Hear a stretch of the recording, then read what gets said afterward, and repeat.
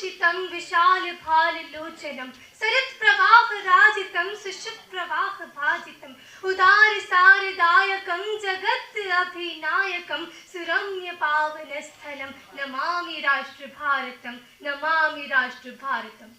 नमस्कार आदरणीय अध्यक्ष महोदय, हमारा भारत दुनिया की सबसे बड़ी लोकतांत्रिक व्यवस्था है और इसका संविधान एक ऐसा संविधान है जो कठोरता और लचीलेपन का मिश्रण है, जो संघात्मकता और एकात्मकता का द्योतक है, जो मूलाधिकार और मूल कर्तव्यों का रक्षक है, जो कार्यपालिका, न्यायपालिका, विधायिका के दायित्वों का संरक्षक है और जो इस देश को एक संप्रभु समाजवादी पंथ निरपेक्ष लोकतांत्रिक गणराज्य बनाने का पक्षधर है।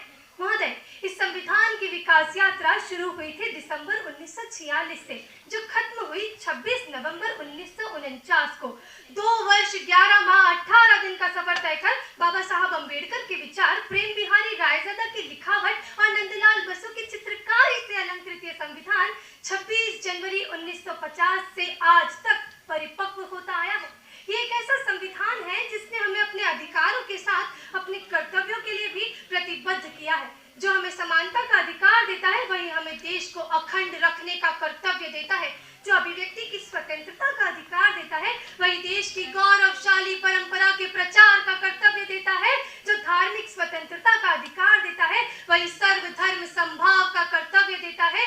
जो अभिव्यक्ति की स्वतंत्रता का आधार देता है, वही सार्वजनिक संपत्ति के संरक्षण का कर्तव्य देता है। और जो संवैधानिक उपचार का अधिकार देता है, वही संविधान को सर्वोच्च स्थान, राष्ट्रगान के मान, राष्ट्रध्वज के सम्मान और राष्ट्र पर बलिदान का कर्तव्य देता है।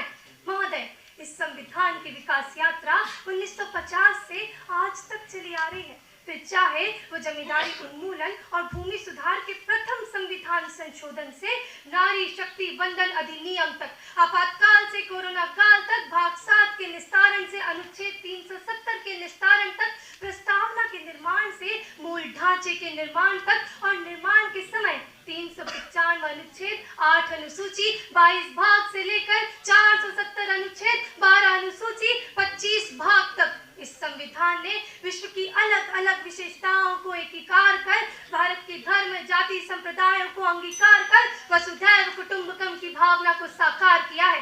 पर्यावरण संरक्षण के साथ सर्वे भवन्तु सुखिनः का संदेश दिया है। त्रिस्तरीय न्याय व्यवस्था से सत्यमेव जयते का उपदेश दिया है। इसलिए ये संविधान सिर्फ एक कागज का टुकड़ा नहीं, बल्कि ये गीता, कुरान, बाइबल, गुरु ग्रंथ साहिब के विचार से ओतप्रोत एकता का प्रतीक दस्तावेज है। इसलिए मैं गर्व से कहती हूँ, हमारा संविधान है हमारा स्वाभिमान, हमारा अभिमान है ये हमारा सम्मान। जय हिंद, जय भारत, जय जय गद्दी गुजरात।